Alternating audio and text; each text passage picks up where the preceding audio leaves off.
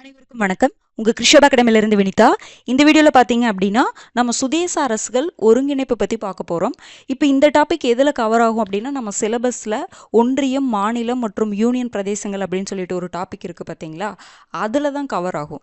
இப்போ நமக்கு இந்தியா அப்படிங்கிறது இவ்வளோ மாநிலங்கள் இருக்குது, இவ்வளோ யூனியன் பிரதேசங்கள் இருக்குது அப்படின்னா அப்போ மாநிலங்களில் ஒவ்வொரு மாநிலமும் எதிலிருந்து ஃபார்ம் ஆச்சு, எப்போ அது ஆரம்பமாச்சு, எப்போ பிரிக்கப்பட்டது, எதன் அடிப்படையில் பிரிக்கப்பட்டது, இதுக்கு ஏதாவது குழு அமைச்சிருக்காங்களா அப்படிங்கிற மாதிரி தகவல் தான் இதில் பார்ப்போம். அப்போ யூனியன் பிரதேசங்கள் என்ன இருக்குது, எப்போ அது தொடங்கப்பட்டது அப்படிங்கிற மாதிரி தகவல் தான் பார்க்க போகிறோம். இது ரொம்ப ரொம்ப முக்கியமானது. ஏன் அப்படின்னா நமக்கு விடுதலை அடைவதற்கு முன்னாடி, நம்ம ஆங்கிலேயர்கள்கிட்ட இருந்து விடுதலை அடைவதற்கு முன்னாடி இது எப்படின்னா மாகாணங்களாக இருந்திருக்கும். ஓகேங்களா. ஆனால் இன்றைக்கி இருக்கக்கூடிய ஒரு மாநிலம், யூனியன் பிரதேசம் அப்படிங்கிற ஒரு நிலைமைக்கு எப்படி வந்துச்சு அப்படின்னு படிக்கிறது தான் இந்த ஒன்றியம், மாநிலம் மற்றும் யூனியன் பிரதேசங்கள். அதில் ஆர்டிகல் 1லேருந்து 4 வரைக்கும் அதை பற்றி தான் கொடுத்துருப்பாங்க. அதை நம்ம பார்ப்போம். அதுக்கப்புறம் ஒவ்வொரு மாநிலம் எப்போ ஆரம்பமாச்சு, எந்த அரசமைப்பு சட்ட திருத்தத்தின் மூலமாக கொண்டு வரப்பட்டது, இல்லை வேறு ஏதாவது சட்டத்தின் மூலமாக கொண்டு வந்தாங்களா அப்படிங்கிறத பார்ப்போம். வேறு மாநிலங்கள்லேருந்து உருவாச்சா, வேறு மாநிலங்கள்லேருந்து இப்போ பார்த்தீங்கன்னா ஆந்திர பிரதேஷ் 2 பிரிஞ்சிருக்கும். ஆந்திர பிரதேஷ், தெலுங்கானா அப்படின்னு சொல்லிட்டு 2 மாநிலங்களாக பிரிஞ்சிருக்கும். அதுக்கப்புறம் ஜம்மு காஷ்மீர் அப்படிங்கிற மாநிலம் பார்த்திங்கன்னா ஜம்மு காஷ்மீர், லடாக்னு சொல்லிட்டு இப்போ 2 யூனியன் பிரதேசங்களாக பிரிஞ்சிருக்கு. அந்த மாதிரி தகவல்கள் எல்லாமே பார்க்கும். முன்னாடி இருந்ததும் இப்போ இருக்கிறக்கும் என்ன வித்தியாசம், எப்படி அது எவால்வ் ஆகிட்டு வந்தது அப்படிங்கிற மாதிரி தகவல் தான் பார்க்க போகிறோம். அப்போ இதுக்கு முன்னாடி நம்ம படிச்சிருப்போம் சுதேச அரசுகள் அப்படின்னு சொல்லிட்டு நம்ம படிச்சிருப்போம். அதாவது அரசமைப்பு அந்த நிர்ணய சபையில் சுதேச அரசுகள் இவ்வளோ இருந்திருப்பாங்க, சுதேச அரசுகள் எதுலேயுமே கலந்துக்க மாட்டாங்க அப்படிங்கிற மாதிரி படிச்சிருப்போம். அப்போ இந்த சுதேச அரசுகளை எப்படி இந்தியாவுக்குள்ளே ஒருங்கிணைச்சாங்க, எப்படி இந்தியாவுக்குள்ளே ஒரு மாநிலமாவோ யூனியன் பிரதேசமாவோ ஒருங்கிணைச்சாங்க அப்படிங்கிறத நம்ம இங்கே பார்க்க போகிறோம். ஓகேங்களா. இந்த ஒன்றியம், மாநிலம், யூனியன் பிரதேசங்கள் இந்த தலைப்பில் மட்டும் நம்ம 5 வீடியோ பார்க்க போகிறோம். 5மே சின்ன சின்ன டாபிக் தான். ஓகேங்களா. அப்போ விடுதலை அடைஞ்சதுக்கப்புறம் ஒரு நம்ம தேசத்தை கட்டமைக்கிறோம். அந்த கட்டமைப்பில் ஏற்பட்ட சவால்கள் பற்றி பார்க்க போகிறோம். ஓகேங்களா. பாருங்கள். அப்போ இப்போ இந்த டாப்பிக்கை பொறுத்த வரைக்கும் நம்ம ஸ்கூல் புக்கில் எங்கே இருக்குது அப்படின்னு பார்த்தீங்கன்னா 12ஆம் வகுப்பு புக்கு அரசியல் அறிவியல் புக்கில் பாடம் 7 தேச கட்டமைப்பின் சவால்கள். இந்த சுதேச அரசுகள் ஒருங்கிணைப்பு அப்படிங்கிறது 7.1 கொடுத்துருப்பாங்க. ஓகேங்களா. பாருங்கள்.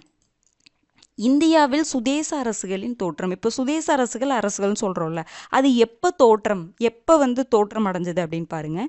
பெரிய அளவிலான நிர்வாக மாகாணத்தில் ஒரு சிறிய அரசியலமைப்பு தான் சுதேச அரசுன்னு நம்ம சொல்லி ஒரு பெரிய நிர்வாக மாகாணம் ஒன்று இருக்கும், மாகாணம் ஒரு பகுதி இருக்குன்னா இதில் ஒரு சின்ன ஒரு நிர்வாக அமைப்பு தான் என்னதுங்க, ஒரு சின்ன பிளேஸ் தான் என்ன சொல்கிறோம், சுதேச அரசுன்னு சொல்லி நம்ம சொல்கிறாங்க.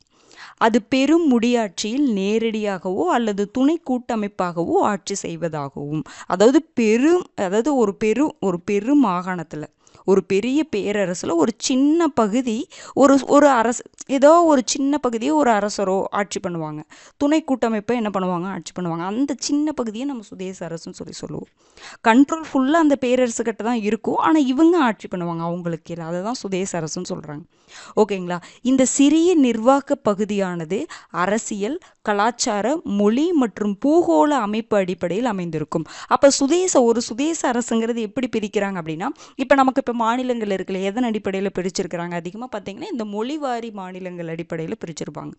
இந்த மொழி பேசுகிறவங்களே இந்த மாநிலம்ல இருக்கட்டும்னு சொல்லிட்டு அதையும் ஒரு அடிப்படையை வச்சு பிரிச்சிருப்பாங்கல்ல, அதே மாதிரி தான் அந்த சுதேச அரசு எப்படி இருக்குன்னா அரசியல், கலாச்சாரம், மொழி மற்றும் பூகோள அமைப்பு அடிப்படையில் என்ன இருக்கும், அமைஞ்சிருக்குன்னு சொல்கிறாங்க. பாருங்க. கிபி 200 மத்திய ஆசிய பகுதியிலிருந்து இந்திய துணைக்கண்டத்திற்கு புலம்பெயர்ந்து வந்த ராஜபுத்திரர்களால் சுதேச அரசுகள் தொடங்கப்பட்டது. ரொம்ப ரொம்ப முக்கியமான பாயிண்ட். எப்படி சுதேச அரசுகள் அப்படிங்கிற ஒரு விஷயம் இங்கே எப்படி தொடங்கப்பட்டது அப்படின்னா, கிபி 200 மத்திய ஆசியாவிலிருந்து இந்திய துணைக்கண்டத்திற்கு வந்த ராஜ்புத்ஸ் அப்படின்னு சொல்லி நம்ம வரலாறுலாம் நம்ம படிச்சிருப்போம். அவங்களால தான் இது தொடங்கப்பட்டதுன்னு சொல்கிறாங்க. அப்போ ராஜபுத்திரர்கள் அப்படிங்கிறக்கு பொருள் என்னன்னு சொல்கிறாங்கன்னா அரசர்களின் இளவரசர்கள் அப்படின்னு சொல்லி சொல்கிறாங்க. ஓகேங்களா? அப்போ என்ன சொல்ல வர்றாங்க இது மூலமாக? எனவே இந்தியாவில் சுதேச அரசுகள் அப்படிங்கிற ஒரு கருத்து, ஒரு கான்செப்ட் பார்த்தீங்க அப்படின்னா முகலாயர் மற்றும் ஆங்கிலேயர் வருகைக்கு முன்னாடியே ஏற்படுத்தப்பட்டு விட்டது. சுதேச அரசுகள் அப்படிங்கிறது ஆங்கிலேயர் ஆட்சியில் வந்தது கிடையாது. ரஜபுத்திரர்களே கொண்டு வந்துட்டாங்க, அப்போவே கொண்டு வந்துட்டாங்க. அப்போ முகலாயர் ஆங்கிலேயர் ஆட்சிக்கு முன்னாடி இது வந்துருச்சுன்னு சொல்லி சொல்கிறாங்க. ரஜபுத்திரர்கள் அல்லாமல் அவங்க மட்டும் இல்லாமல் நவாப் மற்றும் நிஜாம்களாலும் சுதேச ஆட்சிகள் நடைபெற்றதுன்னு சொல்கிறாங்க. சுதேச ஆட்சிகள்னால் என்னதுங்க? ஒரு சின்ன பகுதியை எடுத்து ஆட்சி பண்ணுறது, அவ்வளோதான். ஓகேங்களா? ஒரு பெரிய பகுதியாக இருக்கும், பெரிய பகுதியில் ஒரு சின்ன பகுதியை தனித்தனி ஆட்சி பண்ணிகிட்டு இருப்பாங்க. ஒரு பெரிய இதில் ஒரு சின்ன சின்ன பகுதியை தனித்தனியாக எடுத்து ஆட்சி பண்ணிகிட்டு இருப்பாங்க. அப்போ நவாப் மற்றும் நிஜாம்களாலும் ஆட்சி பண்ணப்பட்டிருக்கு. மைசூர், திருவிதாங்கூர் மற்றும் புதுக்கோட்டை பகுதிகள் உள்ளூர் அரச வம்சங்களால் ஆட்சி செய்யப்பட்டது. அப்போ இது ஒரு சுதேச அரசாக தான் இருந்திருக்கு. ஓகேங்களா? அடுத்தது பாருங்க, இந்த அனைத்து வகை முடியாட்சி முறைகளும் பிரிட்டிஷ் இந்தியாவில் சுதேச அரசுகள் என்று அழைக்கப்பட்டன. அப்போ இதெல்லாம் அது ஒரு சின்ன சின்ன பகுதியை ஒருத்தர் எடுத்து ஆட்சி பண்ணிட்டு இருக்காங்க, அது முடியாட்சி முறைன்னு சொல்கிறாங்க. சுதேச அரசுகள் அப்படின்னு ஒரு பெயர் வந்தது எப்படின்னா பிரிட்டிஷ் இந்தியாவில் இது எல்லாத்தையுமே சுதேச அரசுகள்னு சொல்கிறாங்க. ஒரு பகுதியை எடுத்து ஒரு அரசர் வந்து ஆட்சி பண்ணிட்டு இருக்கிறாரு. அதே மாதிரி ஒரு ஒரு பகுதியை தனித்தனியாக ஒரு ஒரு அரசர் வந்து ஆட்சி பண்ணிட்டு இருக்காங்க. இந்த பகுதியை பிரிட்டிஷ் இந்தியாவில் என்ன சொல்கிறாங்க? அதெல்லாம் ஒரு சுதேச அரசு அப்படின்னு சொல்லிட்டு பிரிட்டிஷ் இந்தியா பெயர் வைக்கிறாங்க. அதுவும் என்ன சொல்கிறாங்கன்னா, இது வேண்டுமென்றே இந்த பெயர் வைக்கப்பட்டதுன்னு சொல்கிறாங்க. எப்படி சொல்கிறாங்க பாருங்கள், இந்த வகை அரசுகள் பிரிட்டன் ஆளுகைக்கு கீழ் கட்டுப்பட்டது என்பதனை குறிக்க இந்த சுதேச அரசுகள் என்ற சொல் வேண்டுமென்றே கையாளப்பட்டதுன்னு சொல்கிறாங்க. இந்த பகுதி பிரிட்டிஷுக்கு கீழே தான் இருக்குது, பிரிட்டிஷ் ஆட்சி கீழே தான் இருக்குது அப்படின்னு சொல்கிறதுக்காகவே வேணும்னே சுதேச அரசுகள்னு பெயர் வச்சுருக்காங்க அப்படின்னு சொல்லி சொல்கிறாங்க. ஓகேங்களா? பாருங்கள், இதில் எதுவுமே இல்லை. என்னது, ஒரு சிறிய டெஃபினேஷன் தெரிஞ்சுக்கணும். ஒரு சிறிய அரசியலமைப்பு தான் ஒரு பெரிய அளவிலான நிர்வாக மாகாணத்தில் ஒரு சிறிய அரசியலமைப்பு தான் சுதேச அரசு. இதன் நிர்வாக பகுதி எப்படி இருக்கும்? எதை பேஸ் பண்ணி இருக்கும்? அரசியல், கலாச்சாரம், மொழி மற்றும் பூகோள அமைப்பு அடிப்படையில் இருக்கும். இந்த சுதேச அரசு அப்படிங்கிற ஒரு விஷயத்த ரஜபுத்திரர்கள் கிபி 200 கொண்டு வராங்க. ஓகேங்களா? நான் அப்போ சுதேச அரசுகள்னு பெயர் இல்லை, பிரிட்டிஷ் இந்தியாவில் தான் அந்த சுதேச அரசுகள்னு சொன்னாங்க. அப்புறம் ரஜபுத்திரர்கள் மட்டும்தான் கொண்டு வந்தாங்களான்னு கேட்டால் நவாப் மற்றும் நிஜாம்களாலும் சுதேச அரசுகள் சுதேச ஆட்சிகள் நடைபெற்றிருக்கு. மைசூர், திருவிதாங்கூர், புதுக்கோட்டை பகுதிகள்லாம் வந்து உள்ளூர் அரச வம்சங்களால் ஆட்சி செய்யப்பட்டன. இது பிரிட்டிஷ் இந்தியாவில் சுதேச அரசுகள் அப்படின்னு சொல்லி சொல்லப்படுது. இது ரொம்ப ரொம்ப முக்கியமான பாயிண்ட். இந்த வகை அரசுகள் பிரிட்டன் ஆளுகை கீழ் கட்டுப்பட்டது என்பதனை குறிக்க இந்த சுதேச அரசுகள் என்ற சொல் வேண்டுமென்றே கையாளப்பட்டது. அப்போ இப்போ சுதேச அரசுகள் அப்படிங்கிறது என்னன்னு உங்களுக்கு தெரிஞ்சிருக்கும். ஓகேங்களா? இன்னும் ஈஸியாக நம்ம போகலாம் பாருங்கள்.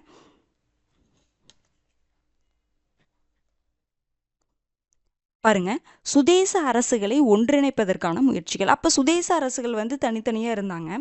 அது எல்லாத்தையும் எப்படி ஒன்றிணைப்பதற்கு எப்போ முயற்சி ஆரம்பிச்சிச்சு அப்படின்னு சொல்லிட்டு பாருங்க. முன்பே குறிப்பிட்டது போன்று துண்டு துண்டாக காணப்பட்ட சுதேச அரசுகளை ஒருங்கிணைக்கும் முயற்சி சுதந்திரத்திற்கு முன்பிருந்தே, குறிப்பாக காலனி ஆதிக்கத்திற்கு முன்பே நீண்ட வரலாற்றை கொண்டிருக்கிறது. அப்போ சுதேச அரசுகளை ஒன்றிணைக்கிறதுக்கான இந்த முயற்சி இந்தியா விடுதலை அடைஞ்சதுக்கு அப்புறமோ இல்லை பிரிட்டிஷ் காலனி ஆதிக்கத்தை அப்போவோ இல்லை, அப்போ மட்டும் அந்த முயற்சி தொடங்கப்படலை. அதுக்கு முன்னாடியே ஆரம்பத்திலிருந்தே வந்து இந்த சுதேச அரசுகளை எல்லாமே ஒன்றிணைத்து ஒரு பேரரசாக நிறுவுவதற்கு என்ன பண்ணிட்டு இருந்தாங்க? எல்லாருமே முயற்சி பண்ணிட்டு தான் இருந்தாங்க. பல சிறிய அரசுகளை இணைத்து பேரரசுகளாக மாற்றும் முயற்சியானது எப்போங்க? 6ஆம் நூற்றாண்டிலேயே இது தொடங்கப்பட்டதுன்னு சொல்கிறாங்க. பாருங்கள், எடுத்துக்காட்டு என்னன்னு சொல்கிறாங்க? மகத பேரரசு காலத்தில் பிம்பிசாரர் மற்றும் அஜதசத்ரு அவங்க இது பண்ணாங்க. அடுத்தது மௌரியர்கள் காலத்தில் அசோகர் மற்றும் 5ஆம் நூற்றாண்டுக்கு பின்னாடி வந்த சந்திரகுப்தர், அவரது மகன் சமுத்திரகுப்தர் போன்றவர்களால் சிற்றரசுகள் தங்கள் பேரரசின் கீழ் செயல்படும் சுதந்திர அரசுகளாக நிர்வகிக்கப்பட்ட பின்னர் பேரரசர்களுக்கும் சிற்றரசர்களுக்கும் இடையே அதிகார போட்டி, பொறாமை மற்றும் வெறுப்புணர்ச்சி ஆகியன நம்பிக்கையின்மையின் விளைவாக அரபு மற்றும் பாரசீக படையெடுப்புகளுக்கு வாய்ப்பளித்தன. அதாவது ஒரு பெரிய பகுதி இருக்குது, சின்ன சின்ன பகுதியில் ஒரு அரசர் என்ன பண்ணிட்டு இருக்காங்கன்னா ஆட்சி பண்ணிட்டு இருக்காங்க. ஒரு பேரரசு ஒருத்தர் ஆட்சி பண்ணுறாங்க, சின்ன சின்ன பகுதியில் ஒருத்தர் ஆட்சி பண்ணிட்டு இருக்காங்க. அப்போ இவங்களுக்கும் ஒரு ஹெட் இருப்பாங்க, அதுக்கு கீழே இவங்கெல்லாம் இந்த சின்ன சின்ன பகுதியை ஆட்சி பண்ணிட்டு இருக்காங்கல்ல, அவங்களுக்கும் இந்த ஹெட்டுக்கும் இருக்கக்கூடிய அந்த போட்டி, பொறாமை, அந்த பிரிவினை, இது எல்லாம் சேர்ந்து என்னாச்சு அப்படின்னா அரபு மற்றும் பாரசீக படையெடுப்புகளுக்கு வாய்ப்பளித்ததுன்னு சொல்லி சொல்கிறாங்க. நம்ம வரலாறு படிச்சிருப்பீங்க நீங்கள். எப்படி வந்து இன்னொருத்தர் வந்து படையெடுத்து வர்றாங்கன்னா அதுக்கு காரணம் என்னவா இருக்கும்? உள்ளூர் ஆட்சியாளர்களுக்குள்ள பிரச்சனையாக இருக்கும். அதுதான் இங்கே இதை பற்றி சொல்லியிருக்காங்க. வட இந்தியா முழுவதும் முகலாய பேரரசு தனது ஆதிக்கத்தினை நிலைபெற செய்து கொண்டது. அதுக்கப்புறம் பார்த்தீங்க அப்படின்னா அரபு மற்றும் பாரசீக படையெடுப்புகளுக்கு இதுதான் வாய்ப்பளிச்சது. அதுக்கப்புறம் என்ன பண்ணாங்க? முகலாய பேரரசு தன்னுடைய ஆதிக்கத்தினை இங்கே நிலைபெற செய்து கொண்டது அப்படின்னு சொல்லி சொல்கிறாங்க. ஓகேங்களா, இது லைட்டாக தெரிஞ்சுக்கோங்க. அடுத்தது பாருங்கள், பிரிட்டிஷ் இந்தியாவில் சுதேச அரசுகள். இப்போ சுதேச அரசுகள் ஒருங்கிணைக்கக்கூடிய முயற்சி முன்னாடி இருந்தே நடந்துட்டு இருக்குதுன்னு பார்த்துட்டோம். சரி, அப்போ பிரிட்டிஷ் இந்தியாவில் பிரிட்டிஷ் ஆட்சி பண்ணும் பொழுது சுதேச அரசுகள் எப்படி இருந்துச்சு அப்படிங்கிறது இப்போ பார்க்க போகிறோம். பாருங்கள், ஃபஸ்ட்டு குண்டு முழங்கி மரியாதை செய்யும் முறைன்னு ஒரு முறை இருந்திருக்கு. அது என்னன்னா, இம்முறை ஐரோப்பியர்களின் காலனி ஆதிக்கத்தின் போது ஆங்கிலேயர்கள், போர்ச்சுகீசியர்கள் மற்றும் பிரெஞ்சுக்காரர்களால் இது கடைபிடிக்கப்பட்டது. ஓகேங்களா, ஆங்கிலேயர்கள், போர்ச்சுகீசியர்கள், பிரெஞ்சுக்காரர்கள் இவங்க எல்லாமே நம்ம நாட்டில் வந்து என்ன பண்ணாங்க இருந்தாங்களா, ஆட்சி பண்ணாங்களா, அவங்கனால இது கடைபிடிக்கப்பட்டதுன்னு சொல்கிறாங்க. முதலில் என்ன பண்ணாங்கன்னா, தங்கள் வியாபார தொடர்பு பகுதிகளில் இதை பண்ணாங்க, குண்டு முழங்கி மரியாதை செய்யும் முறையும். பின்னாடி பிற பகுதிகளிலும் தங்கள் கட்டுப்பாட்டின் கீழ் கொண்டு வரப்பட்டதற்கான குறியீடாக இதனை பயன்படுத்தினர். முதல்ல என்ன பண்ணாங்க, தன் வியாபாரம் தொடர்பான தங்களுடைய அந்த பகுதிகளில் மட்டும்தான் இந்த மரியாதை பண்ணிட்டு இருந்தாங்க.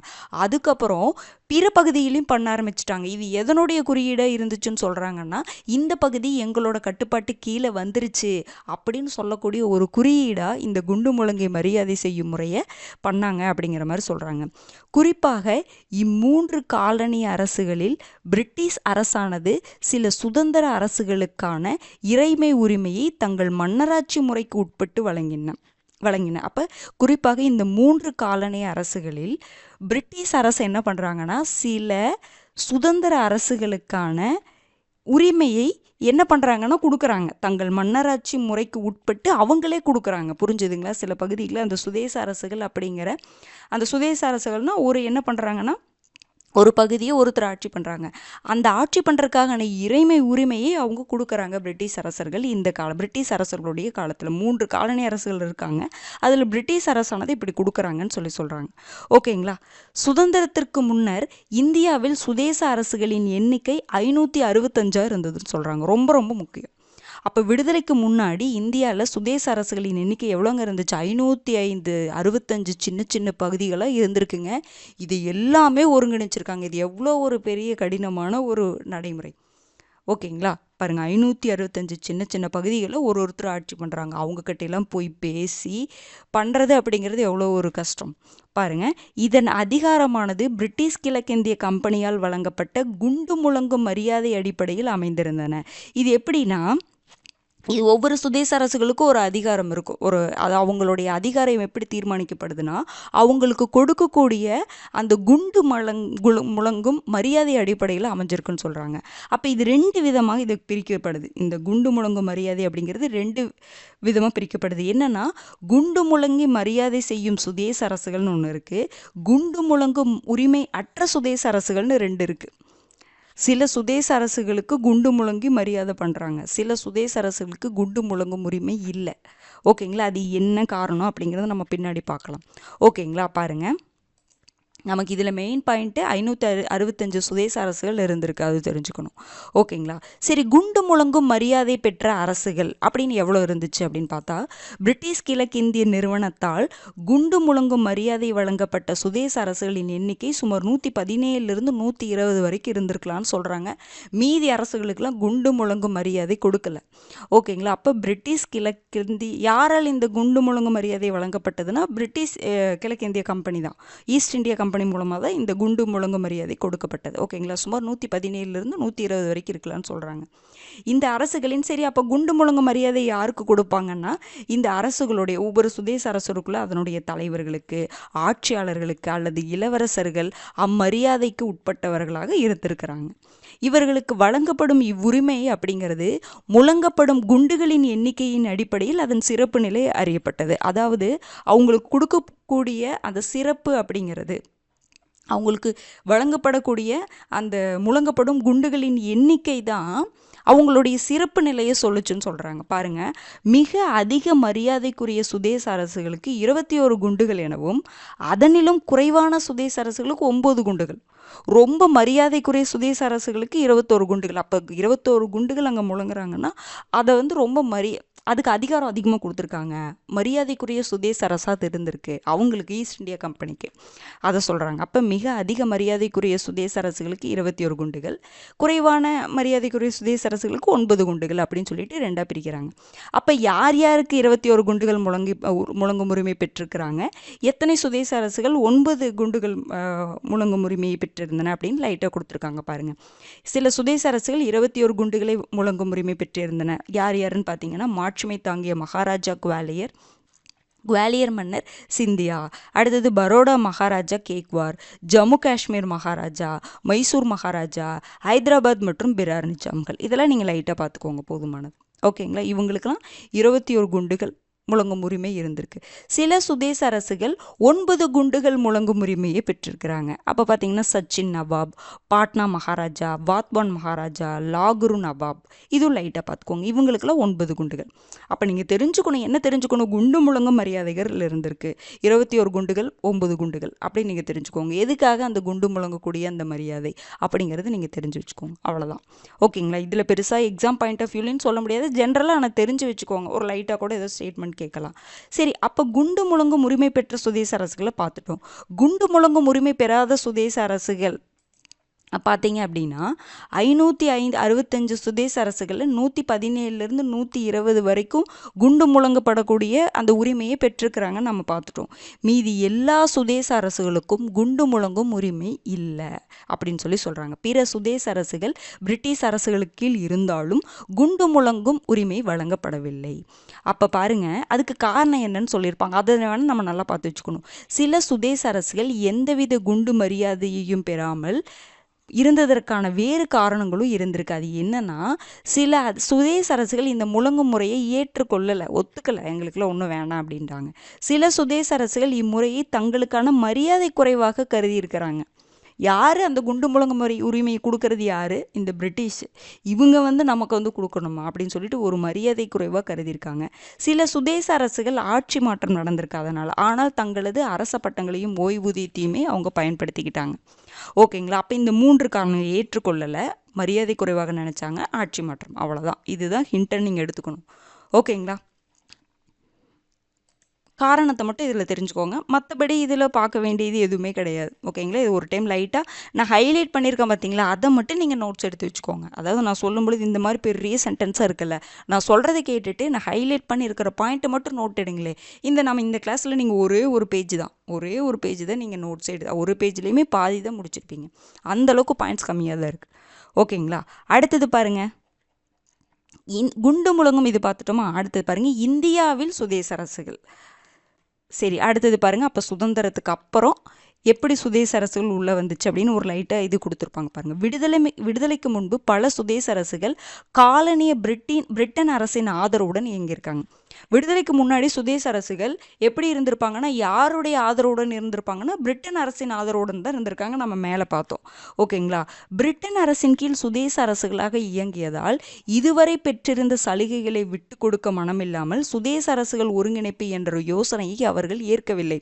அப்போ இவ்வளோ நாளாக பிரிட்டிஷ் கீழே ஒரு சுதேச அரசாக இருந்துட்டோம், நிறைய சலுகைகள் அவங்க கொடுத்துருக்காங்க.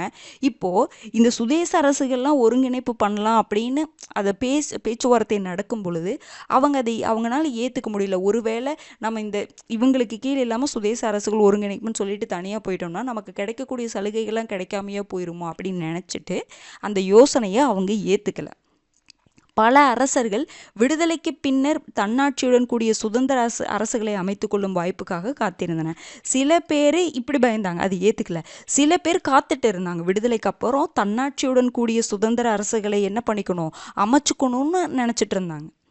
ஓகேங்களா. தனியாக ஒரு சுதந்திர அரசாக இருக்கணும் அப்படின்னு சில பேர் இப்படி நினச்சிட்டு இருந்தாங்க.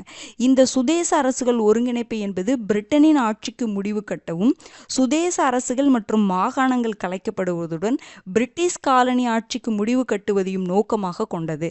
அப்போ சில பேர் நமக்கு கிடைக்கக்கூடிய சலுகையெல்லாம் போயிருமோன்னு பயந்துட்டு ஏற்றுக்கல. சில பேர் பார்த்திங்கன்னா விடுதலைக்கு பின்னாடியும் நம்ம தன்னாட்சியுடன் கூடிய சுதந்திர அரசாக தான் இருக்கணும்னு அப்படின்னு நினச்சாங்க. அப்போ இந்த இடத்துல சுதேச அரசுகள் ஒருங்கிணைப்பு அப்படிங்கிறது அது எதுக்காக பேசினாங்க அப்படின்னா, பிரிட்டனின் ஆட்சிக்கு முடிவு கட்டணும்.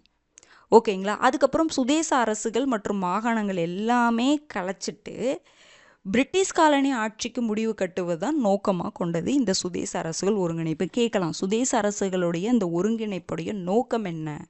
பிரிட்டன் ஆட்சிக்கு முடிவு பண்ணோம், இந்த மாகாணங்கள் சுதேச அரசுகள் அப்படிங்கிறது எல்லாத்தையுமே கலைச்சிட்டு ஒரே இதாக இருக்கணும் அப்படின்னு சொல்லிட்டு அந்த நோக்கத்துக்காக தான் என்ன பண்ணாங்க, இந்த சுதேச அரசுகள் ஒருங்கிணைப்பு அப்படிங்கிறது பேச்சுவார்த்தை நடந்துச்சுன்னு சொன்னாங்க. ஓகேங்களா? அப்போ இந்த மாதிரி ஒரு காலகட்டத்தில் ஒவ்வொருத்தரும் இப்படி எண்ணிட்டு இருக்காங்க. அப்போ எப்படி போய் சுதேச அரசுகள் ஒருங்கிணைப்பை செயல்படுத்த முடியும் பாருங்க. அரசியல், ராஜதந்திர பேச்சுவார்த்தைகள் மற்றும் வன்முறை ஆகியவற்றுக்கு இடையே சுதேச அரசுகள் ஒருங்கிணைப்பு செயல்கள் 1947 நிகழ்ந்திருக்கு. அப்போ இப்படிலாம் இருந்திருக்காங்க.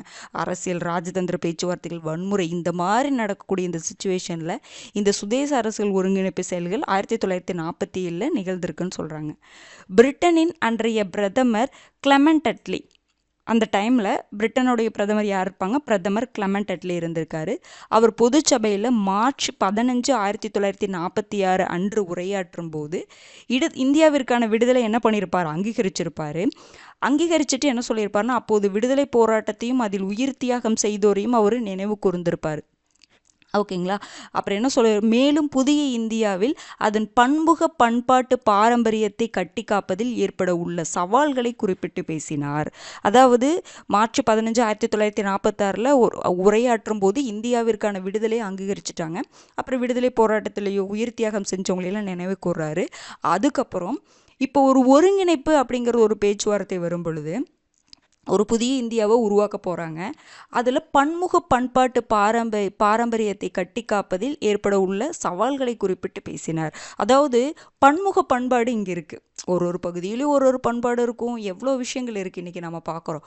அப்போ அதை கட்டி காக்கணும். ஒற்றுமையாகவும் அந்த வேறுபாடை அப்படியே ஏற்றுக்கிட்டு நம்ம ஒருங்கிணைப்பு பண்ணணும். அது மிகப்பெரிய சவாலில் அதை பற்றி அவர் பேசியிருக்காரு. என்ன பேசியிருக்காருன்னு பாருங்கள். இது ரொம்ப ரொம்ப முக்கியமானது பாருங்கள். இந்தியா பல இனங்கள், மதங்கள் மற்றும் மொழிகள் கொண்ட நாடு என்பதையும் அதனால் உருவாகும் பல்வேறு பிரச்சனைகள் குறித்தும் நன்கு அறிவேன். ஆனால் இத்தகைய தடைகளை இந்தியர்களே எதிர்கொண்டு வெற்றி பெற வேண்டும். சிறுபான்மையினர் உரிமைகள் எப்போதும் நமது சிந்தனையில் இருக்க வேண்டும். அவர்கள் அச்சம் இல்லாமல் வாழும் சூழ்நிலை உருவாக்கப்பட வேண்டும் அப்படின்னு சொல்லிட்டு சொல்கிறாரு. அப்போ இந்தியாவில் இவ்வளோ மதம் இருக்குது, இவ்வளோ இனங்கள் இருக்குது, இவ்வளோ மொழிகள் பேசிகிட்டு இருக்கிறாங்க. ஒவ்வொருத்தரும் ஒரு வழிபாடு இது பண்ணுறாங்க. மதத்துக்குள்ளேயே 1008 பிரிவினைகள் இருக்குது. அப்போ இந்த மாதிரி ஒரு விஷயம் இருக்கும் பொழுது, ஒரு ஒருங்கிணைப்பு அப்படின்னு வரும்பொழுது அதனால் எவ்வளோ பெரிய பிரச்சனை வரும். அந்த பிரச்சனையை இந்தியர்களே என்ன பண்ணணும்? விடுதலை அடைஞ்சதுக்கப்புறம் எதிர்கொண்டு வெற்றி பெறணும்னு சொல்கிறாங்க. அப்புறம் ஒரு அட்வைஸ் மாதிரி சொல்கிறாரு. என்ன சொல்கிறேன்னா, சிறுபான்மையோட உரிமைகள் எப்போதும் நம்ம சிந்தனையில் இருக்கணும். அவங்க அச்சம் இல்லாமல் இங்கே வாழக்கூடிய ஒரு சூழ்நிலையை உருவாக்கணும் அப்படின்னு சொல்லிட்டு ஒரு இது அட்வைஸ் பண்ணுறாரு. ஓகேங்களா? அந்த ஸ்டேட்மெண்ட்டை பார்த்து வச்சுக்கோங்க. இருந்த போதிலும் தேச கட்டமைப்பு செயல்பாடுகளும் சுதேச அரசுகள் ஒருங்கிணைப்பு பேச்சுவார்த்தைகளும் ஏப்ரல் 1947 ஸ்டார்ட் ஆச்சு. அப்போவே என்ன, தேச கட்டமைப்பு செயல்பாடுகளும் சுதேச அரசுகளுடைய ஒருங்கிணைப்பு பேச்சுவார்த்தைகளும் தொடங்குது. தேச கட்டமைப்பின் போது மத கலவரம், தேச பிரிவினை, அகதிகள் பிரச்சனை ஆகிய பிரச்சனைகளை எதிர்கொள்ள நேர்ந்தது. நிறையா பிரச்சனை வருங்க.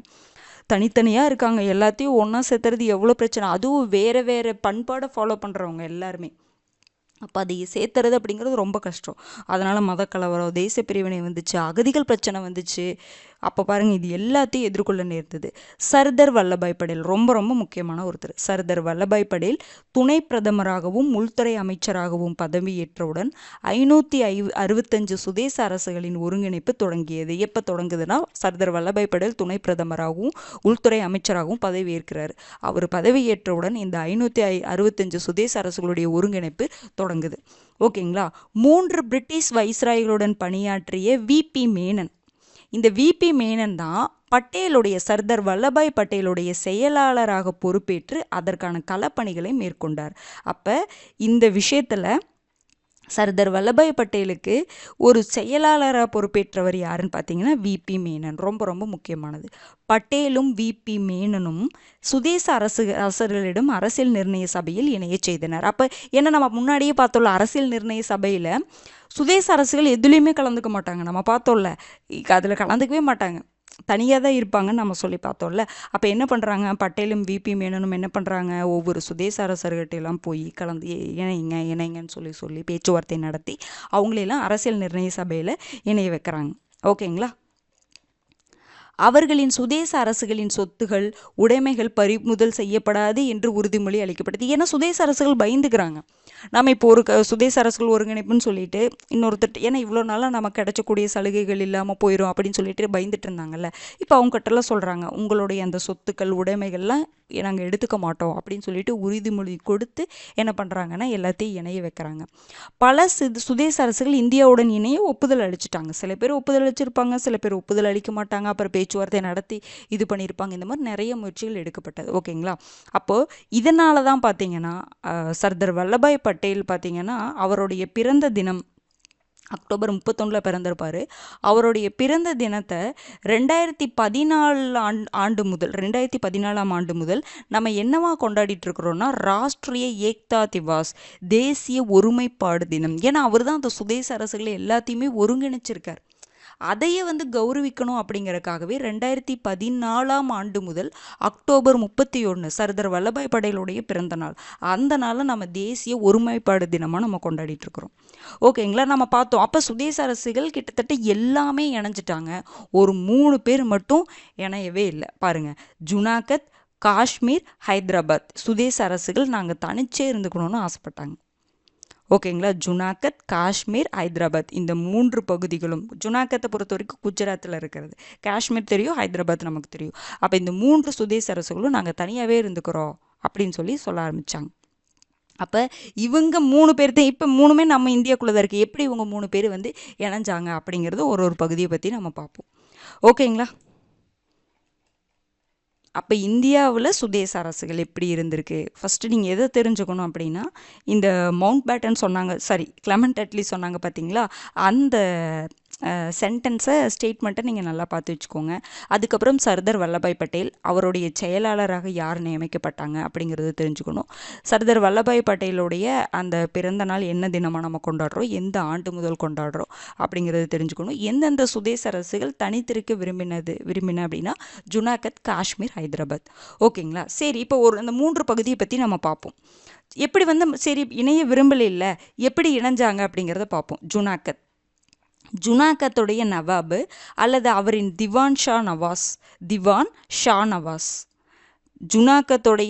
ஜுனாகத் நவாப் அல்லது அவரின் திவான் ஷா நவாஸ் யாருன்னா பாகிஸ்தான் முன்னாள் அதிபர் ஜுல்ஃபிகார் அலி பூட்டாவின் தந்தையார். இணைப்பை அவங்க என்ன பண்ணிக்கலன்னா ஏற்றுக்கலை. அந்த நவாபு திவானும் என்ன பண்ணிக்கல அப்படின்னா ஏற்றுக்கலை. அந்த சுதேச ஒருங்கிணைப்பில் அதை இணையணும்னு சொல்லிட்டு ஏற்றுக்கலை. ஜுனாகத்தை சுற்றியுள்ள மற்ற 3 அரசுகள் இந்தியாவின் அங்கமாக இருந்தது. அதாவது ஜுனாகத் பகுதி இருக்குது, ஜுனாகத் பகுதி என்ன பண்ணிட்டாங்க, நான் இந்தியாவில் இணையலைன்னு சொல்லிட்டாங்க. ஓகேங்களா? ஜுனாகத்தை சுற்றியுள்ள 3 அரசுகள் பார்த்திங்கன்னா இந்தியாவில் ஒரு பகுதியாக இருந்திருக்கு. 4வது பகுதி தான் என்ன பார்த்திங்கன்னா அரபிக்கடல். அந்த பகுதி மக்கள் பெரும்பாலானோர் முஸ்லீம் அல்லாதவராக இருந்திருக்கிறாங்க. ஓகேங்களா? முஸ்லீம் அல்லாதவராக இருந்தாலுமே திவான் பூட்டா என்ன பண்ணியிருக்காங்க, பாகிஸ்தானோட ஆகஸ்ட் 15, 1947 அன்று இணைத்து விட்டார். புரிஞ்சுதுங்களா? முஸ்லீம், அதாவது பெரும்பாலோர் முஸ்லீமாக இருந்தாங்கன்னா பாகிஸ்தானோட இணையிறது ஓகே. பெரும்பாலோரும் முஸ்லீம் அல்லாதவராக இருந்த போதிலும் திவான் பூட்டோ என்ன பண்ணிட்டாரு, பாகிஸ்தானோட ஆகஸ்ட் 15, 1947 இணைஞ்சிட்டார். இதனை கண்டித்து பொதுமக்கள் என்ன பண்ணுறாங்க, எதிர்த்து போராட்டங்கள். ஏன்னா இது பொதுமக்களுடைய எண்ணம் கிடையாது அங்கே இணைஞ்சது அப்படிங்கிறது, அந்த ஒரு அரசுகளுடைய இதுதான். அப்போ எதிர்த்து போராட்டங்கள் நடத்தினாங்க. ஜுனாகத் இந்தியாவுடன் தான் இணையணும் அப்படின்னு சொல்லிட்டு பொதுமக்கள் எல்லாருமே என்ன பண்ணுறாங்க, சேர்ந்து போராட்டம் நடத்துகிறாங்க. அப்போ என்னாச்சு, போராட்டம் பயங்கரமாக வெடிக்குது. அப்போ திவான் தனது குடும்பத்தினருடன் அரசு கஜானாவுடனும் பாகிஸ்தானின் அன்றைய தலைநகர் கராச்சிக்கு தப்பிச்சு போயிட்டார். போராட்டம் வெடிக்கும்போது தப்பிச்சு போயிட்டார் அவர். அப்புறம் நீண்ட போராட்டத்திற்கு பிறகு ஜுனாகத் இந்தியாவோடு இணைந்தது. அப்போ ஜுனாகத் இந்தியாவோடு இணைந்ததுக்கு காரணம் பொதுமக்களுடைய அந்த போராட்டம் தான். ஒரு லைனில் சொல்லணும், அவ்வளோதான். ஓகேங்களா? அவங்க இணையில, அரசர்கள் இணைய விரும்பலை. அப்புறம் போராட்டம் வெடிக்குது. திவான் பூட்டோ என்ன பண்ணிட்டார், பாகிஸ்தானோட ஆகஸ்ட் 15, 1947 இணைச்சிட்டாரு. அப்போ போராட்டம் வெடிக்குது. போராட்டத்துக்கு அப்புறம் பொதுமக்கள் போராட்டத்தால் ஜுனாகத் இந்தியாவோட இணைந்தது. ஓகேங்களா? அதுதான். அடுத்தது பார்த்தீங்கன்னா ஹைதராபாத் இணையலின்னு பார்த்தோமா, பாருங்க, நிஜாம் தலைமையிலான ஹைதராபாத்தை பொறுத்த வரைக்கும் யார் ஆட்சி பண்ணிட்டு இருப்பாங்கன்னா நிஜாம் அப்படின்னு சொல்லக்கூடிய வம்சம். நிஜாம் தலைமையிலான ஹைதராபாத் மற்றொரு சுதேச அரசு. முஸ்லீம்கள் அல்லாதோர் பெரும்பான்மையினராக இருந்திருக்கிறாங்க. அப்போ இவங்களும் அங்கே இணையலைன்னு சொல்கிறாங்க, இந்தியாவோட இணையலைன்னு சொல்லிட்டு இருக்காங்க. அவர் தன்னாட்சி உரிமையை எதிர்பார்த்தார். ஹைதராபாத் அவர் என்ன தன்னாட்சி உரிமையை அவர் எதிர்பார்த்துருக்கிறாரு. அதனால் என்ன பண்ணலை அப்படின்னா இணையில் அங்கே முஸ்லீம் அல்லாதவர் தான் பெரும்பான்மையான இருக்கிறாங்க.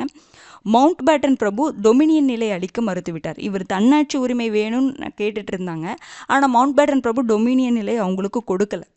டொமினியன் அப்படின்னா என்னன்னா பிரிட்டிஷ் காமன்வெல்த் கூட்டமைப்பில் தன்னாட்சி அரசாக விளங்கும் நிலை. கேட்கலாம், இதை கூட கொஸ்டின் கேட்கலாம். டொமினியன் அப்படின்னா பிரிட்டிஷ் காமன்வெல்த் கூட்டமைப்பில் தன்னாட்சி அரசாக இருக்கக்கூடிய ஒரு நிலையை தான் குறிப்பது. இதை தான் தனக்கு வேணும்னு நினச்சிட்டு இருந்தார் அவர் நிஜாம. ஆனால் அதையே மவுண்ட் பேட்டன் பிரபு வந்து வழங்கலை. உண்மையில் அப்போது ஏன் அப்படி, இதுக்கு காரணம் என்னன்னா இவர் ஏன் எப்படி இருக்காருன்னா, உண்மையில் அப்போது காசிம் ரஸ்வி எனும் மதவாத தலைவரின் செல்வாக்குக்கு நிஜாம் அடிமைப்பட்டிருந்தார். இன்னொருத்தரோட ஒரு இன்ஃப்ளூயன்ஸால் இருக்கிறார். அவர் சொல்கிறதுக்கு அவர் என்னென்னலாம் சொல்கிறாரோ அதை கேட்டுட்டு இருக்கிறாரு. அதுதான் ஆயுதம் தாங்கிய இந்த ரஸ்வி யார் அப்படின்னா, ஆயுதம் தாங்கிய அமைப்பான இந்தேகத் உல் முசுல்மான் எனும் அமைப்பின் தலைவராக ரஸ்வி இருந்திருக்கிறாங்க. இந்த அமைப்பினர் இருக்காங்கல்ல, இந்த அமைப்பினரை நம்ம ரசாக்கர்னு சொல்லுவோம். இந்த வேர்டை ஞாபகம் வச்சுக்கோங்க, இந்த டேர்மை ஞாபகம் வச்சுக்கோங்க. இந்தேகத் உல் முசுல்மான் அப்படிங்கிற அந்த அமைப்பினரை நம்ம ரசாக்கர்னு சொல்லுவோம். இதனுடைய இந்த தலைவருடைய செல்வாக்குக்கு தான் இந்த நிஜாம் ஆட்பட்டு இருந்தார். அவர் சொல்கிறதான் கேட்டுட்டு இருந்தார். ஓகேங்களா, அதனால் இப்படி ஒரு முடிவு எடுத்திருக்காருன்னு சொல்லலாம். பாருங்கள், அடுத்தது என்னாச்சு அப்படின்னா, அப்போ என்ன ஆகுது, அவர் சொல்கிறது எல்லாமே கேட்டுகிட்டே இருக்காரா. மேலும் 1943 கம்யூனிஸ்ட் கட்சி மீது இருந்த தடையையும் என்ன பண்ணுறாரு, நிஜாம் வந்து நீக்கிறாரு. ரசாக்கர்களும் கம்யூனிஸ்ட்டுகளும் என்ன பண்ணுறாங்க, இணைந்தது. ரெண்டு பேர் சேர்ந்துட்டாங்க. 2 பேர் சேர்ந்து இணைந்து வன்முறையில் முடிஞ்சதுன்னு சொல்கிறாங்க. ரயில் வண்டிகள்லாம் தாக்கப்பட்டது. அப்போ வன்முறை அங்கே அதிகமாக நடக்குது. அப்போ தான் இந்திய ராணுவம் உள்ளே வராங்க பாருங்கள். அப்போ வன்முறை அதிகமாக நடக்குது, யாருமே கண்ட்ரோல் பண்ணவே முடியல அந்த இடத்துல. அப்போ இந்திய ராணுவம் உள்ளே வராங்க பாருங்கள். இதன் பின்பு செப்டம்பர் 1948 இந்திய ராணுவம் ஹைதராபாத்திற்குள் நுழைந்து இந்த கலவரத்தை அடக்குறாங்க. இதுக்கு பேர் என்ன சொல்லுவோம்னா ஆப்ரேஷன் போலோன்னு சொல்லுவோம். ரொம்ப ரொம்ப முக்கியமானது. அப்போ அதுக்கப்புறம் இந்தியாவுடன் இணைவதாக நிஜாம் என்ன பண்ணிக்கிறாரு, அறிவிச்சிட்டாங்க. நிஜாம் ஏராளமான செல்வமும் சலுகைகளும் கொடுக்கப்பட்டது. ஓகேங்களா. அப்ப ஹைதராபாத் எப்படி இந்தியாவோட இணைஞ்சது அப்படின்னா ஆப்ரேஷன் போலோ அப்படிங்கிற இராணுவ நடவடிக்கையின் மூலமாக. ஓகேங்களா. மேல நாம பார்த்தோம்ல, பொதுமக்கள் போராட்டத்தின் மூலமாக ஜுனாகத் வந்து இணைஞ்சது. அதே மாதிரி இது வந்து ஒரு இராணுவ நடவடிக்கையின் மூலமாக இணைஞ்சது. இப்போ இந்த மாதிரி வன்முறை நடந்துருச்சு, இந்த வன்முறையை சமாளிக்கணும். ஓகேங்களா. அப்படிங்கும்பொழுது இந்திய ராணுவம் உள்ளே போய் என்ன பண்ணுறாங்க, அந்த கலவரத்தை அடக்குறாங்க. அப்புறம் இணைஞ்சிட்றாங்க, இந்தியா கூட இணைஞ்சிட்றாங்க. அடுத்தது இந்த இடத்துல ஒரு சின்ன ஒன்று கொடுத்துருப்பாங்க. ஹைதராபாத்னு வந்தங்காட்டி தெலுங்கானாவை பற்றி கொடுத்துருக்காங்க. தெலுங்கானாவில் நில உடைமையாளருக்கு எதிராக என்ன பண்ணுற உடைமையாளருக்கு எதிராக கம்யூனிஸ்டுகள் என்ன பண்ணுறாங்கன்னா கிளர்ச்சி பண்ணுறாங்க. இதன் விளைவாக தான் வினோபா பாவே ஆரம்பித்த பூமிதான இயக்கம் தொடங்கப்பட்டது. கம்யூனிஸ்டுகள் என்ன பண்ணுறாங்க அப்படின்னா இந்த நில உடைமையாளருக்கு எதிராக போராட்டம் பண்ணுறாங்க, கிளர்ச்சி பண்ணுறாங்க. இதன் அடிப்படையில் வினோபா பாவே பூமிதான இயக்கம் தொடங்கப்பட்டது. இந்த பூமிதான இயக்கம்னா என்னன்னா பாருங்க, பூமிதானம் என்றால் இந்த டெஃபினிஷன் தெரிஞ்சுக்கோங்க. அதிகமான நிலம் வைத்திருப்போரிடம் கோரிக்கை வைத்து தானமாக நிலம் பெறுவது. நிறைய, அதாவது ஒரு இடத்துல அதிகமாக குமிஞ்சிருக்கு, அதை என்ன பண்ணுறது, கேட்டு வாங்கி எல்லாத்துக்கும் சமமாக பிரித்து கொடுக்கறது. அதுதான் என்னதுங்க இந்த பூமிதானம். பூமிதானம் என்றால் அதிகமான நிலம் வைத்திருப்போர்கிட்ட போய் கோரிக்கை வச்சு அதை வாங்கி தானமாக நிலத்தை வாங்கி எல்லாத்துக்கும் பிரித்து கொடுக்குறது. ஓகேங்களா. அப்போ அதன் அடிப்படையில் தான் பூமிதான இயக்கத்தை வந்து வினோபா பாவே ஸ்டார்ட் பண்ணியிருப்பார். மகாத்மா காந்தியின் சீடரான வினோபா பாவே இவ்வியக்கத்தினை ஆரம்பித்து அதன் மூலம் பல நிலங்கள் பெற்று நிலமற்ற விவசாயிகளுக்கு கொடுத்துருக்காரு. இது ரொம்ப ரொம்ப முக்கியமான ஒரு பாயிண்ட்டு. ஓகேங்களா. நீங்கள் ஐஎன்எம்ல வந்து படிப்பீங்க, தெரிஞ்சு வச்சுக்கோங்க, இங்கேயும் தெரிஞ்சு வச்சுக்கோங்க. பூமிதானம்னா என்ன அப்படிங்கிற டெஃபினேஷன் தெரிஞ்சுக்கணும். ஓகேங்களா. அப்போ ஹைதராபாத்னா உங்களுக்கு என்ன ஞாபகம் வரணும், ரசாக்கர்னா யாருன்னு தெரிஞ்சுக்கோங்க. எப்போ வந்து ஆப்ரேஷன் போலோ, செப்டம்பர் 1948, அது தெரிஞ்சு வச்சுக்கோங்க, அவ்வளோதான். ஓகேங்களா. பூமிதான இயக்கம் யார் தொடங்குறாங்க, பூமிதானம்னா என்ன அப்படிங்கிறத பார்த்துக்கோங்க. அடுத்தது ஜோத்பூர் பற்றி அதாவது ஜோத்பூர் வந்து ஃபஸ்ட்டு இணையறான்ட்டு இருந்திருப்பாங்க, அப்புறம் இணையில, அப்புறம் மறுபடியும் இணைஞ்சிருப்பாங்க. ஆனால் மூன்று சுதேச அரசுகள் தான் இணையலைன்னு சொன்னாங்க, கடைசி வரைக்கும் இணையலைன்னு சொன்னாங்க. எந்த சுதேச அரசுகள்லாம் கடைசி வரைக்கும் இணையலைன்னு சொன்னாங்கன்னு கேட்டாங்கன்னா நீங்கள் மூணு சுதேச அரசுகளை தான் சொல்லணும். என்னென்னது, ஜுனாகத்து, ஹைதராபாத்து, அடுத்தது பார்த்தீங்க அப்படின்னா காஷ்மீர். இந்த 3 பகுதி தான் இணைய மறுத்திருப்பாங்க. இந்த ஜோத்பூர் அப்படிங்கிறத ஃபஸ்ட்டு இணையறேன்னு சொல்லியிருப்பாங்க. அப்புறம் மறுபடியும் இணைஞ்சிருவாங்க. அதனால் இதை நீங்கள் போடக்கூடாது. ஆனால் தெரிஞ்சுக்கோங்க என்ன இருக்குது அப்படிங்கிறத பார்த்துக்கோங்க. ஜோத்பூர் அரசு முதலில் இந்தியாவுடன் இணைவதாக தான் இருந்தது. ஹன்வந்த் சிங் அரசு பொறுப்பேற்றதும் பாகிஸ்தானுடன் இணைய முடிவு செஞ்சுட்டார். ஹன்வந்த் சிங்னு ஒருத்தர் பொறுப்பேற்கிறாரு. அவர் நாங்கள் பாகிஸ்தான் கூட இணைஞ்சுக்கிறோன்னு சொல்லியிருக்கிறாரு. அப்போ பாருங்கள், இப்போ ஒருத்தர் கூட இணைகிறாங்கன்னா என்ன பண்ணியிருப்பாங்க, சலுகைகளை நிறைய கொடுத்துருப்பாங்களா பாருங்கள். பாகிஸ்தான் சார்பில் கராச்சி துறைமுகத்தை சுதந்திரமாக பயன்படுத்தி கொள்ளவும், ஆயுதங்களை உற்பத்தி செய்து கொள்ளவும் மற்றும் ஆயுதங்களை இறக்குமதி செய்து கொள்ளவும் ஹன்வந்த் சிங்க்கு என்ன கொடுக்குறாங்க, உரிமை வழங்குவதாக முகமது அலி ஜின்னா அறிவிச்சிருக்கிறார். ஏன்னா உங்களுக்கு எல்லா சலுகைகளும் கொடுக்குறோம், கராச்சி துறைமுகத்தை நீங்கள் சுதந்திரமாக பயன்படுத்திக்கோங்க, ஆயுதங்களை உற்பத்தி செஞ்சுக்கோங்க, அங்கே இறக்குமதியும் செஞ்சுக்கோங்க அப்படின்னு சொல்லிட்டு ஹன்வந்த் சிங்க்கு உரிமை கொடுக்குறாங்க. அதன் அடிப்படையில் என்ன பண்ணுறாங்க, ஹன்வந்த் சிங் வந்து பாகிஸ்தான் கூட இணைய முடிவு பண்ணுறாரு. இதனை அறிந்த பட்டேல் என்ன பண்ணுறாரு, இவர் போய் என்ன பண்ணணும், அதை இது பண்ணணும், இவரும் போய் சில சலுகைகளை கொடுக்குறேன் அப்படின்னு சொல்கிறாங்க பாருங்கள். இதனை அறிந்த பட்டேல் மகாராஜா ஹன்வந்த் சிங்கிற்கு சிறப்பு சலுகைகளை வழங்குவதாக கூறுறாரு. அச்சலுகையின்படி ஆயுதங்கள் இறக்குமதி செய்து கொள்ளவும், ஜோத்பூர் கத்தியவார் இடையே ரயில் போக்குவரத்து அமைத்து கொள்ளவும், பஞ்ச காலங்களில் நமது விவசாயிகளுக்கு உணவு தானியங்களை விநியோகித்துக் கொள்ளவும் உரிமைகளை இவர் என்ன பண்ணுறாரு, இவரும் சில சலுகைகள்லாம் கொடுக்குறாங்க. சர்தார் வல்லபாய் பட்டேலும் என்ன பண்ணுறாரு, உங்களுக்கு இந்த சலுகைகள்லாம் கொடுக்குறேன் அப்படின்னு சொல்கிறாங்க. அப்போ என்ன ஆகுதுன்னா, மேலும் அங்கே இந்துக்கள் தான் அதிகமாக இருக்கிறாங்க. ஜோத்பூர் அப்படிங்கிறது ராஜஸ்தான் பகுதி எப்படி இருக்குமா, அப்போ மேலும் இந்துக்களை பெருமையாக கொண்ட ஜோத்பூர் பாகிஸ்தானில் இணைந்தால் மத கலவரம் ஏற்படும் என்ற அச்சத்தின் காரணமாக இந்தியாவுடன் இணைய சம்மதித்தது. ஆரம்பத்தில் இணையறன்னு சொல்லியிருப்பாங்க, அப்புறம் இல்லை, ஆனால் இணைஞ்சிருவாங்க. அதனால தான் அந்த 3 சுதேச அரசுகளை இந்த ஜோத்பூரை கொடுத்துருக்க மாட்டாங்க. புரிஞ்சுதுங்களா? அவரே யோசிக்கிறாரு, சரி அவங்க சலுகை கொடுத்துட்டாங்கன்னு சொல்லிட்டு இணையறன்னு சொல்லியிருப்பாரு. ஆனால் இப்போ வந்து இந்தியாவும் சலுகை கொடுக்குறேன்னு சொல்கிறாங்க. அது போக பார்த்தீங்கன்னா இங்கே அதிகமாக இருக்கிறது யார், இந்துக்கள் தான் பெரும்பான்மையானோர் இருக்காங்க. பாகிஸ்தானில் போய் இணைஞ்சா என்னாகும், மத கலவரம் ஏற்பட்டுரும் அப்படிங்கிற அச்சத்தின் காரணமாக இந்தியாவுடன் இணைய சம்மதிச்சிட்டாங்க. ஓகேங்களா? ஜோத்பூர் வந்து இப்படி தான் இணைஞ்சிருப்பாங்க. அடுத்தது பாருங்க, காஷ்மீர். சுதந்திரத்திற்கு பின்பு இந்து மகாராஜா ஹரிசிங் ஆட்சி செய்த காஷ்மீர் மட்டுமே சுதேச அரசாக இருந்தது. சுதந்திரத்துக்கு பின்னாடி பார்த்தீங்க அப்படின்னா ஹரிசிங் ஆட்சி செய்த இந்த காஷ்மீர் மட்டும் தான் சுதேச அரசாக இருந்திருக்கு. காஷ்மீரில் பெரும்பான்மையாக முஸ்லீம் மக்கள் இருந்ததால் அப்பகுதி தங்கள் நாட்டோடு இணைந்து விடும் அப்படின்னு பாகிஸ்தான் நினச்சிட்டு இருந்தாங்க.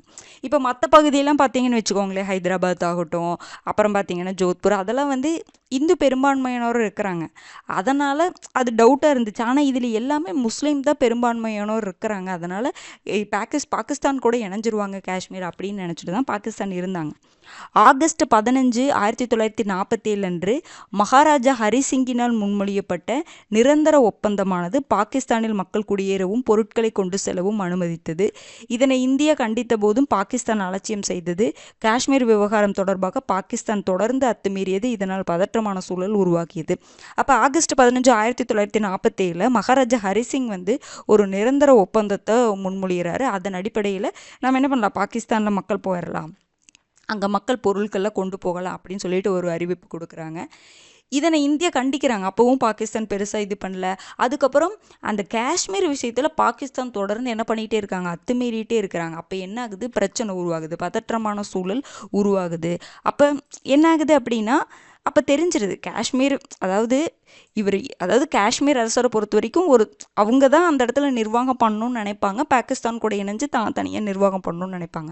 அப்போ பாகிஸ்தான் என்ன பண்ணுறாங்கன்னா, அந்த காஷ்மீரை வந்து அந்த நிர்வாகத்தை தானே எல்லாமே எடுத்துக்கணும் அப்படின்னு நினச்சி தான் என்ன பண்ணுவாங்கன்னா, ஒரு பெரிய பிரச்சனைலாம் ஆகும், கலவரம்லாம் ஆகும். அப்போ பதற்றமான சூழல் உருவாகுது. அப்போ அவங்க வந்து படை எடுத்துகிட்டு வருவாங்க, நிறைய பிரச்சனை ஆகும் அப்படின்னு இது பண்ணங்காட்டி மகாராஜா ஹரிசிங் இந்தியாவிடம் என்ன கேட்குறாருன்னா, இராணுவ உதவி கேட்குறாங்க. இந்த மாதிரி பிரச்சனையாகவும் தெரிஞ்சுட்டு இராணுவ உதவியை இந்தியா கிட்ட கேட்குறாங்க. இதனை அறிந்த மவுண்ட் பேட்டன் பிரபு என்ன சொல்கிறாருன்னா, பன்னாட்டு சட்டங்களின்படி இந்திய இராணுவத்தை அங்கே அனுப்பணும் அப்படின்னா இந்தியாவும் காஷ்மீர் மகாராஜாவும் பாதுகாப்பு ஒப்பந்தத்தை மேற்கொள்ளணும் அப்படின்னு சொல்கிறாங்க. அப்போ பாதுகாப்பு ஒப்பந்தம் வந்து மேற்கொள்கிறாங்க. 1947 அக்டோபர் 26 ஹரிசிங் உடன்படிக்கை மேற்கொள்கிறாரு அந்த பாதுகாப்பு ஒப்பந்தத்தை. அதற்கு மறுநாள் பார்த்தீங்கன்னா 1947 அக்டோபர் 27 இந்திய இராணுவம் காஷ்மீருக்கு அனுப்பப்பட்டு அங்கு அமைதி ஏற்படுத்தப்படுது. ஓகேங்களா. பாகிஸ்தான் வந்து பிரச்சனை பண்ணுறாங்க. அப்படிங்கும்பொழுது இந்திய ராணுவத்துக்கு போய் ஹெல்ப் கேட்குறாங்க. இந்திய ராணுவம் வந்து என்ன பண்ணுறாங்க, அதுக்கு என்ன பண்ணணும், பாதுகாப்பு ஒப்பந்தத்தை மேற்கொள்ளணும்னு சொல்கிறாங்க. இந்தியாவும் மகாராஜாவும், காஷ்மீர் மகாராஜாவும் பாதுகாப்பு ஒப்பந்தத்தை வந்து மேற்கொள்கிறாங்க. இப்போ 1947 அக்டோபர் 26. அடுத்த நாள் 1947 அக்டோபர் 27 போய் இந்திய ராணுவம் அங்கே போகுது. காஷ்மீருக்கு அனுப்பப்பட்டு அங்கே அமைதி என்ன ஆகுது, ஏற்படுத்தப்படுது. அதுக்கப்புறம் காஷ்மீர் வந்து இணைஞ்சிருது. ஓகேங்களா. அதுக்கப்புறம் அதுக்கு ஸ்பெஷல் ப்ரொவிஷனில் கொடுப்பாங்க. இப்போ அதை என்ன பண்ணியிருக்காங்க, அந்த ஸ்பெஷல் ப்ரொவிஷனில் இல்லாமல் அந்த மாநிலத்தை 2ஆக பிரிச்சிருக்காங்க. 2 யூனியன் பிரதேசமாக பிரிச்சிருக்காங்க. இது வந்து ஒரு தற்காலிகம் தான். இப்போ 2 யூனியன் பிரதேசமாக மாநிலத்தை பிரிச்சிருக்காங்களே ஜம்மு காஷ்மீர், ஒரு தற்காலிகம் தான். என்ன கேட்குறாங்க, இப்போ ஜம்மு காஷ்மீருக்கு மாநில அந்தஸ்து கேட்டுட்டு இருக்காங்க. ஓகேங்களா. அப்போ மாநிலமாக மறுபடியும் மாறுவதற்கு வாய்ப்பு இருக்குது. ஓகேங்களா. அப்போ இது இந்த மேப்பு கொடுத்துருப்பாங்க. இந்த லெசன் எல்லாமே முடிச்சதுக்கப்புறம் இந்த மேப்பு ஒரு பகுதி எங்கெங்கே இருக்குது அப்படிங்கிறத பார்த்துக்கோங்க. ஹைதராபாத் எங்கே இருக்குது, ஜுனாகத் எங்கே இருக்குது பாருங்கள். ஜுனாகத், ஹைதராபாத் நமக்கு தெரியும். ஜுனாகத் பாருங்கள், ஜுனாகத் எங்கே இருக்குது. உங்களுக்கு பார்த்திங்கன்னா ஜோத்பூரில் ராஜஸ்தான் பகுதியில் தான் இருக்கும். ஓகேங்களா. அந்த மாதிரி இங்கே நிறைய பகுதி நம்ம பார்ப்போம். இது எல்லாம் சுதேச அரசுகள். ஓகேங்களா. இந்த மாதிரி நிறைய பகுதி நம்ம உள்ளே பார்ப்போம். அதெல்லாம் எது எங்கெங்கே இருக்குது அப்படின்னு சொல்லிட்டு படிக்கவே இந்த மேப் எடுத்து பார்த்துக்கோங்க. ஓகேங்களா. உங்களுக்கு தெரியாத பிளேஸ் இருந்துச்சுன்னா பார்த்து வச்சுக்கோங்க. முடிஞ்ச வரைக்கும் மேப்பு ஒரு பெரிய மேப்பாக வாங்கி நீங்கள் வீட்டில் ஒட்டி வச்சுக்கோங்க. India map, world map, Tamil Nadu map 3 வாங்கி ஒட்டி வச்சுட்டிங்க அப்படின்னா நீங்கள் எந்த இடத்துல எப்போ வந்து ஒரு இடத்த பார்க்குறீங்களோ உடனே அதில் மேப்பில் எங்கே இருக்குன்னு பாருங்கள். அது ஆட்டோமேட்டிக்காக மைண்டில் வந்து பதிவாயிரும். ஓகேங்களா. இதை வந்து அங்கங்கே பார்த்துக்கோங்க. அதாவது இந்த லெசன் படிக்கும் பொழுது எந்தெந்த பகுதி ஏதாவது சொல்கிறாங்கன்னா இங்கே எங்கெங்கே இருக்குது அப்படின்னு பார்த்து வச்சுக்கோங்க. ஓகேங்களா. இப்போ இது புரிஞ்சிருச்சுங்களா. இந்த 3 சுதேச அரசுகள் நம்ம 4ஆக பார்த்துருப்போம். இந்த 4 சுதேச அரசுகள் எப்படி இணைஞ்சது அப்படிங்கிறது கண்டிப்பாக தெரிஞ்சுக்கணும். ரொம்ப ரொம்ப முக்கியமானது இது. ஓகேங்களா. இதில் சின்ன ஒரு டாபிக் தான்.